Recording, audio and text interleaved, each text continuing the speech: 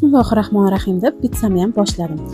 Sariyog'ga pomidorimizni qovurib, uni dimlab oldim. Ketidan oregano, bazilik va chesnok blender yordamida sous qilib oldim va sariyog'ga tovuq filedan sariyog'da qovurib oldim. Tabga ko'ra murch, kashni churug'i soldim. Xamirlarimizni manka kruppa yordamida yoyib olib va ketma-ketlikda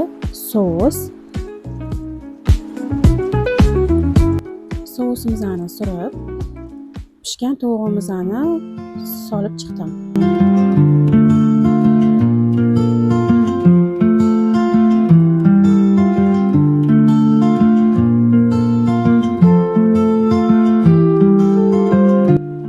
Va pomidorlarimizni shunaqa chiroyli terib chiqib, ketidan gavda sir cho'rkadan chiqarib mozzarella solib oldim.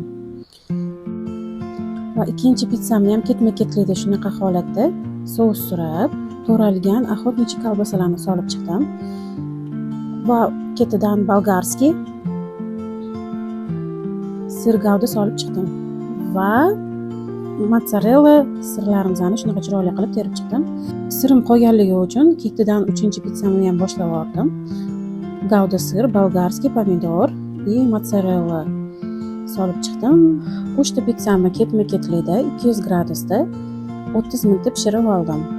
Va tayyor bo'lgan pitsamning ustiga oregano sepib oldim. Qarabsizki, pitsam ham tayyor. Siz ham uyda tayyorlab ko'ring. Yoqimli ishtaha. Ko'rganingiz uchun kattakon rahmat.